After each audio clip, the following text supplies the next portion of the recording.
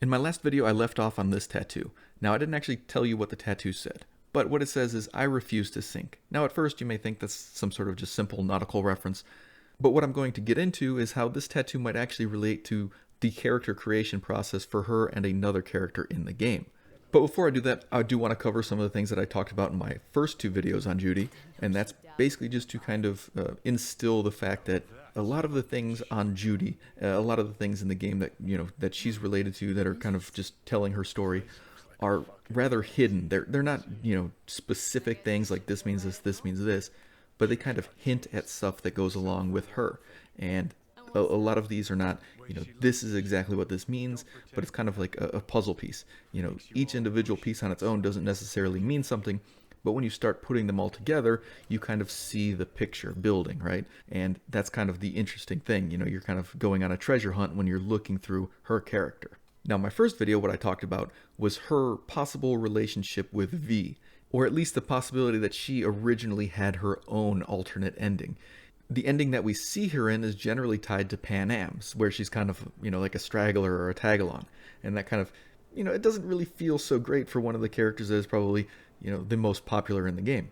And basically what my theory is that because of her ties to older technology, so, kind of like relics, hinting at the relic chip maybe, her ties to a lot of the doll chips, again, the relic chip is another version of these doll chips and these, kind of like brain dance chips. And then when you combine that with some of the things in her apartment, like the fact that she's reading about, neural pathways, it kind of ties into this possibility that maybe at one time, Judy had an alternate ending where she was successful in removing the chip from V, maybe saving V's life, maybe even saving Johnny. You never really know. Obviously, this stuff could have been removed from the game entirely. It could have never really existed and just been a happy coincidence. But nonetheless, I like to look at it as a happy ending, or at least a possible happy ending that could have happened where Judy ends up saving the day. In my second video, I talked a lot about her tattoos. And, there's some tattoos on her that have some significant meaning. There's other tattoos that really just kind of have a surface meaning, and that's about it. And then there's some tattoos, like her roses or like the spider webs, that there's not really enough information given to actually portray what they could possibly mean. There's not really much beyond hints. There's not really anything, tangible there. It's just something that appears on her. And in fact, some of her tattoos aren't on her during the entire game, which kind of leads me to believe that maybe they're less important than some people might think. But some of her core tattoos point at some deeper meanings, which I find really interesting. Like we see with her Mox tattoo on her neck, which might not necessarily just relate to the Mox, or at least maybe the Mox doesn't just relate to the Mox. And what I mean is there's actually a biblical reference if you consider that this means Matthew 5:13.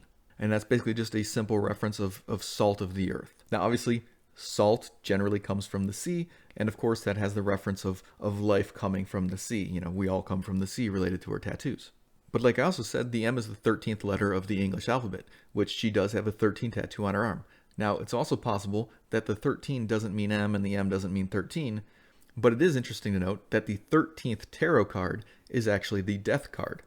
And while the M or 13 tattoo may not be a compelling argument for her tie-in to the death card, I think the description of the death card is actually very powerful for the character, because what the card talks about is the conclusion of one phase of life and the beginning of another. Now, this is a powerful theme for Judy's character. I'm in stages, one juncture to the next. There was the mega building, hole in the wall phase, and then the group home phase, the Mox phase. Every time, I thought I found a home. And every damn time, I came away disappointed. Now, moving into some of the things that I did not actually get to talk about yet. If you continued reading this stuff in her apartment, one of the common themes that you're going to constantly see is her, turning down money. Basically, not being a sellout. In this case, there's 2 emails on her computer kind of trying to, poach her or trying to hire her because, they've seen her work in brain dances and they're very impressed and they want her for her team. One is a news channel and I think the other one is for, possible movie production, that kind of stuff. But we see that Judy is just not interested. Judy has no interest in, the corporate lifestyle or any of this stuff because she kind of sees it as a limit on her artistic abilities. Again, we see another hint in her apartment, which actually relates to music. And this is kind of important because If you actually look at the poster, you might not really see that much importance. It's, just a poster. She likes music, whatever. But the band itself is actually punk, which punk music has historically been associated with, like the anti-establishment, kind of being independent, being free from that, just doing what you want to do without the corporate oppression. That's represents punk very well. Now, something that I think a lot of people don't even really pay attention to, and that's the fact that she actually has the Bushido collection in BD format, which, what does that really mean? Well, if you end up reading the notepad about Bushido in her apartment, what you can understand is that Bushido actually kind of represents how Judy sees herself. According to the log, Bushido is largely about basically female heroines, destroying the evil bad guys. In a lot of the cases, they're, kind of like corporate overlords, that kind of thing. So this is how Judy sees herself. But besides for the role that she actually sees herself playing in the game, Bushido has another hidden meaning that's actually even more interesting. Bushido is a lot like the code of chivalry. Obviously, European knights and chivalry, that was basically their code of honor. Well, Bushido was actually the Japanese samurai's code of honor. So it's a little bit odd, a little bit funny to actually tie Judy in with samurai itself. Now, what we know about Judy is that obviously she's a very artistic person, refuses to sell out, she's, anti-corporate. That kind of basically embodies her belief system, right?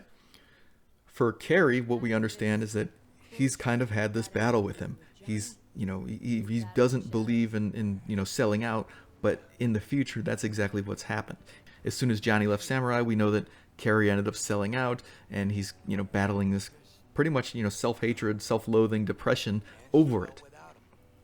We know that Johnny obviously was using Samurai for his own personal gain, and basically just trying to hide his ulterior motives, which of course were to take down Arasaka, and of course that kind of exposes Johnny's, anti-corporate, mentality.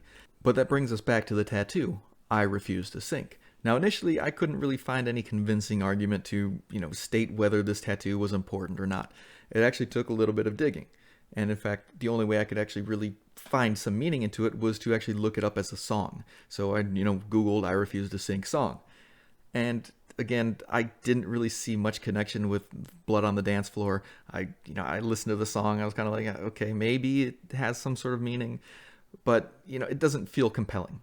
So I ended up looking more into the band, and actually, it really does seem like the lead singer from Blood on the Dance Floor is a lot like Johnny. Not so much in the anti-establishment hero type, thought process, but more in the I'm in the band for a self-serving reason kind of aspect. And because of this, their band has had a lot of problems and basically just a lot of different, turnaround on members. This also inspired me to actually look at the members themselves. I wanted to actually see, what tie-ins do these other members possibly have with, the characters in Cyberpunk. And one of the first things that caught my attention was a former female band member. Now, it's a fairly weak connection, but she does seem to have a lot of aquatic tattoos on her, notably the seahorse and the octopus. But one of the major things that actually caught my attention was the likeness of Kerry to Jay Monroe. And I'm sure I don't really have to draw parallels to their physical appearances, but it is interesting to note that Jay himself is actually gay. Now, this is really what started me actually diving into Kerry's character. And of course, like I've already talked about, like the death card, how Judy talked about, the different phases with the Mox phase, the group home phase and everything, how the death card talks about different phases of life, that kind of stuff. It really drew my attention when I completed Kerry's mission, when he actually started talking about loops and cycles. Again, one chapter ends, another begins.